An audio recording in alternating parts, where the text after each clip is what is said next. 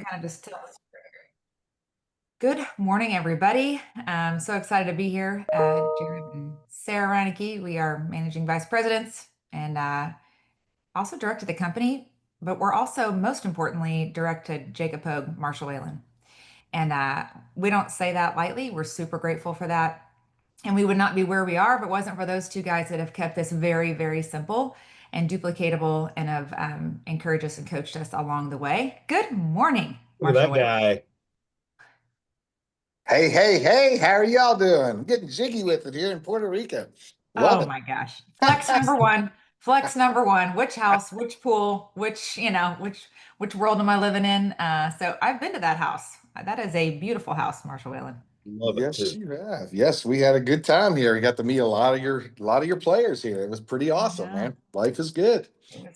It was super fun. And we only have 15 minutes. We're gonna hop in fast, Marshall. And for those of you that I'm sure you know who Marshall Whalen is, I've thought about you a lot in preparing for the speech and the breakout sessions and this time of our lives where we're just like serving in a really big way. And I was like, man, Marshall Whalen just walks around with a smile on his face at conference, just having a good time. And I was like, man, this is the life. Like, how long have you been here, Marshall? 13 years now. Life 13 years. has been so awesome. Yeah. Incredible years. And Yes. all these people get on the national call, I'm sure, because it's what successful people do. And you probably see he is numero uno, as in number one agency, and has been for a very, very, very long time. So whenever we get to say direct to Jacob Pogue, Marshall Whalen, I mean, it doesn't get any better than that. It just doesn't. So, and I say he's the best kept secret in this entire company. Probably likes it that way. So things like this, then people find out that you're the best kept secret. So sorry, Marshall, this just lets the cat out of the bag. But we want to talk about something in particular because I wanted to share a little story with this crew if they haven't heard it before. Um, some of you are in business with your partners or your husbands, your wives, and some of you they're the plus one at conference.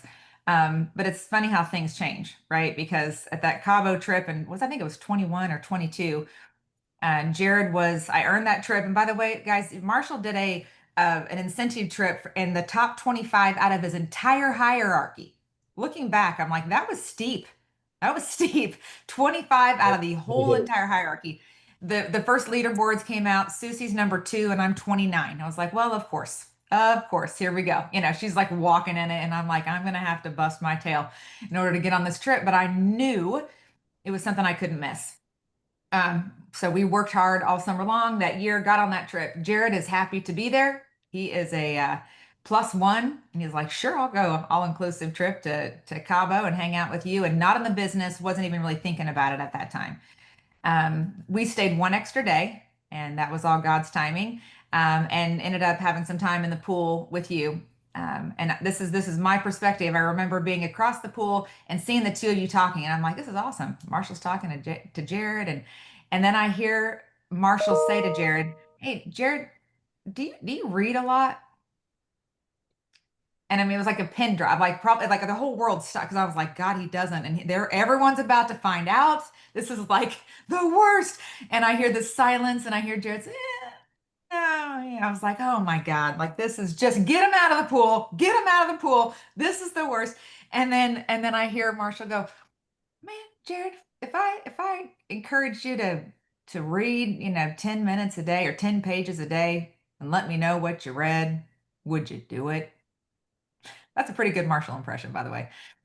Uh, and then I hear a long pause again, and I hear Jerrod, who did not, would not, in fact, made fun of me for reading at this time. You don't All need yours. those self-help books. Yeah, yeah, that's what I heard. And I hear this long pause, and I hear Jerrod say, yeah, I'd do that. I was like, oh my God, this is the worst. Not only he is full of it, he is not going to do that. I was like, and then we get back to the room. I'm like, do you know who just challenged you to mentorship? And do you know, like, and I was like ripping him to shreds. He's like, yeah, I think so. Marshall Whalen, who's that? I'm like, he's a big deal around here. So that was, and then the next day we left. Okay, one more little Marshall story. We get on the bus, and Marshall gets on there and sits in front of us, and he said, man, I've divorced a lot of people I've worked with. I was like, divorced a lot of people I've worked with. I was like, what does he even mean? And he just like under his breath said, a lot of people they say they want to work with me and do the things, and then a lot of people just don't do those things. It's no big deal, man. It's just not the right time. So, I just move on. And I'm like, he's talking about you. He's talking about you, Jerrod. He's challenged you yesterday, and he's totally challenging you again under his breath. I was like, he's talking about you. If you could only have heard, I mean, you could just like hear like the grabbing his leg. I was like, don't you blow it. So that's my perspective of that moment. But I want to ask you, Marshall, like what made you talk to Jerrod? He wasn't in the business, like what made you challenge him to and encourage that mentorship at that moment? Well, first of all, thanks for having me on, man. And I love that you're having this a call. This accountability call to me is the entire basics of this business. Is if you do what you say you're going to do, you're going to be successful. You're going to eventually be a millionaire if you say you're going to do something and you actually do it.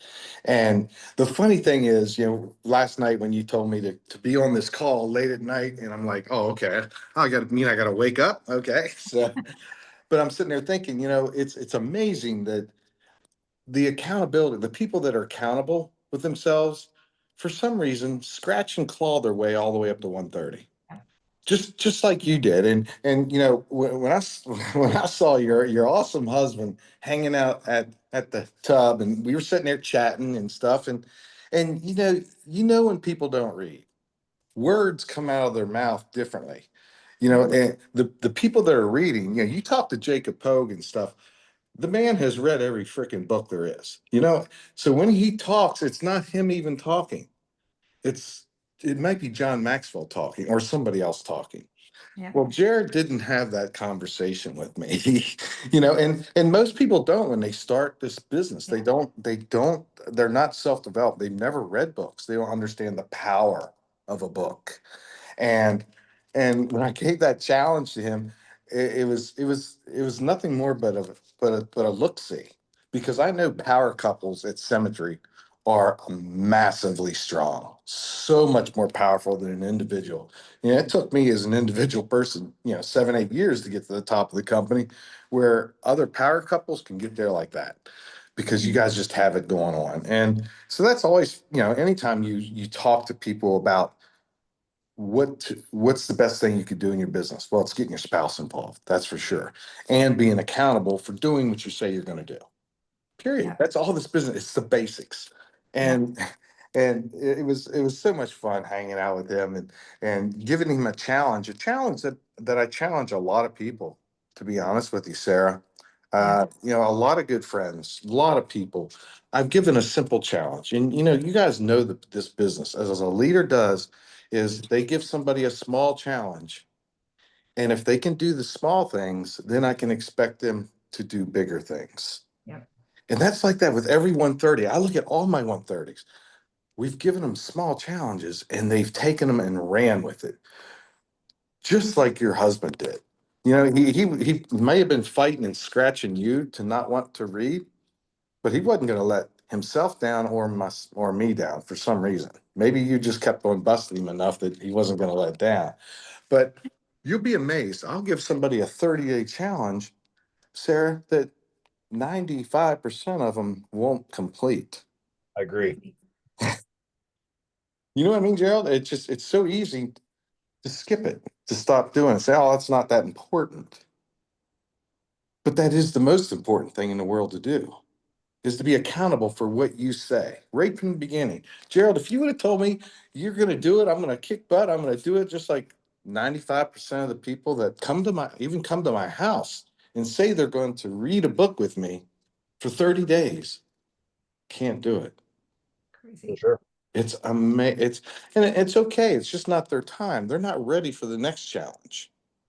Yeah. But you were stepped up. You were like, yes, give me more, give me more, give me more. That's all we ask of anybody that's just joining this company. Do what your mentor tells you and then come back and say, what's next?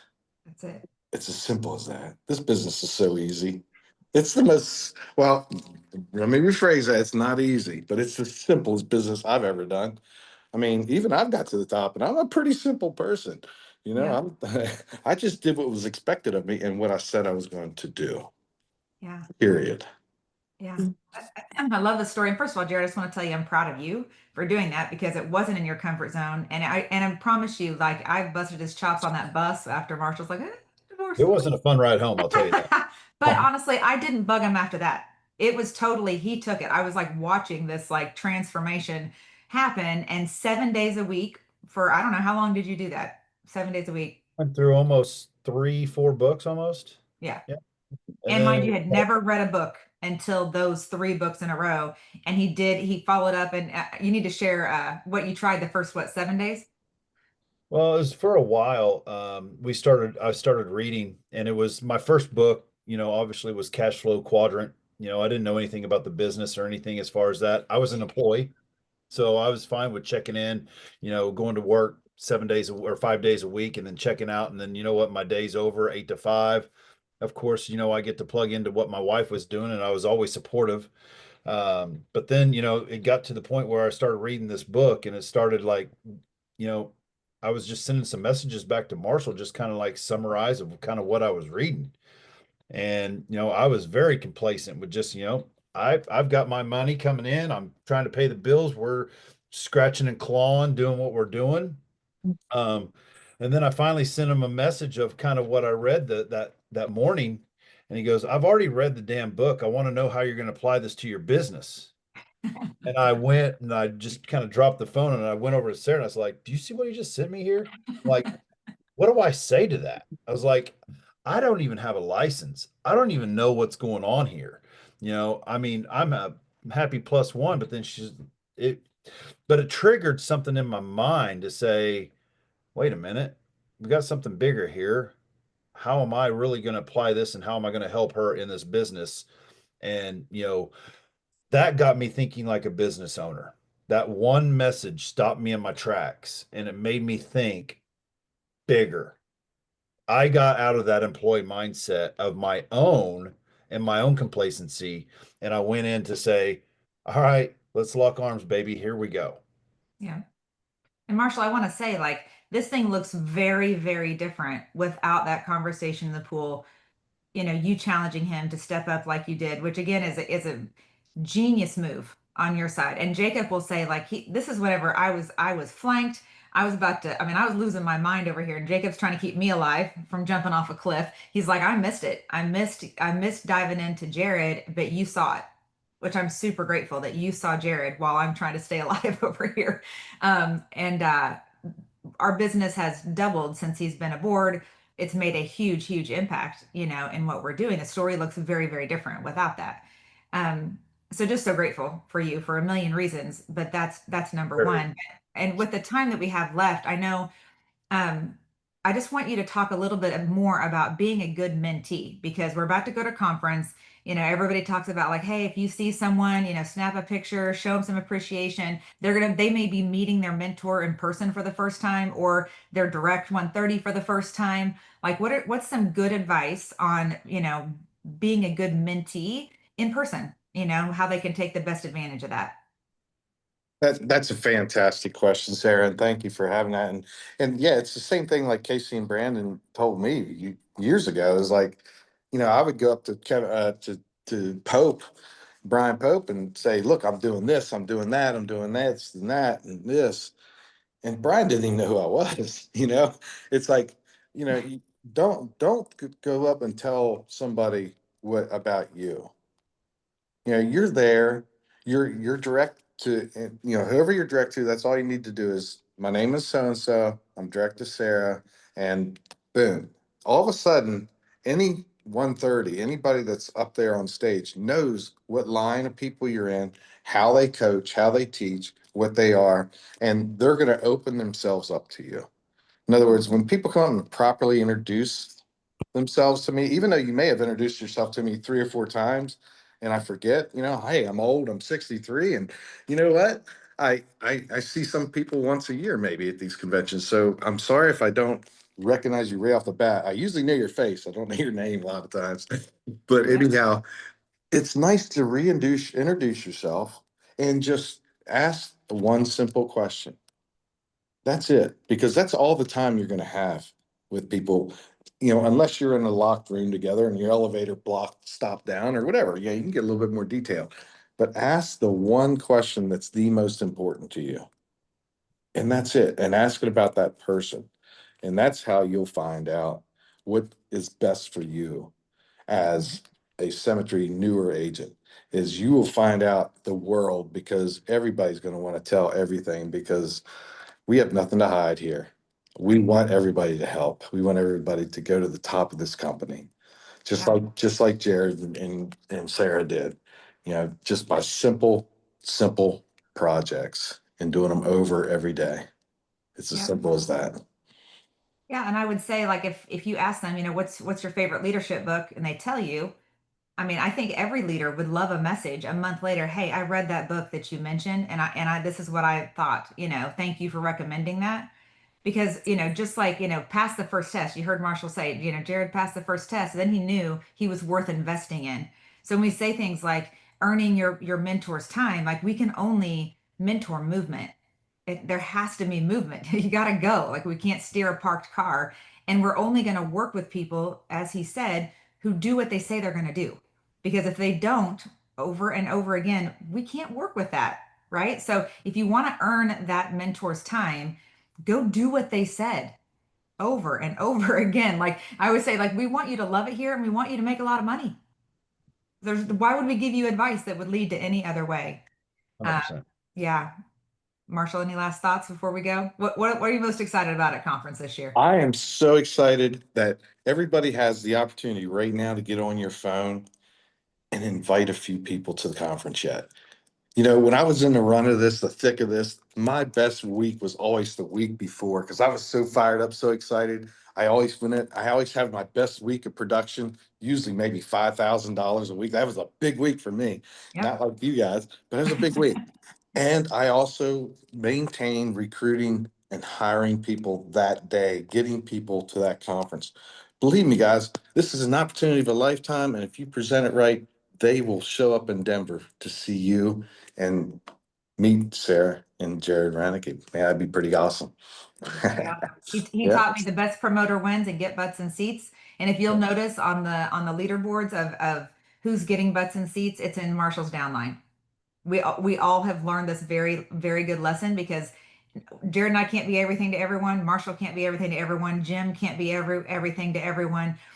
Marshall has taught us all. If you want to really leverage this company, the best thing you can do is get their butts in seats because they're going to learn from a Jordan Hunt. They're going to learn from George and Janet. They're going to learn from Scott Ford. They're all the other people, and that is way better than making them totally dependent on just us.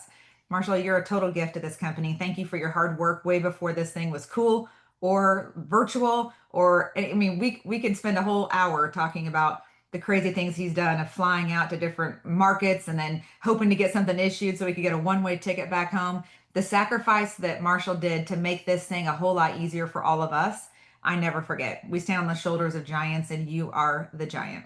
So thank you for all that you've done. Love you Love your brother. guys. Go get them, guys. Can't wait to see everybody at the All right. conference. See you See you soon. next week. All right, y'all. Breakout rooms are open. See y'all. All right, what do we got from my crew here? I'll stop recording.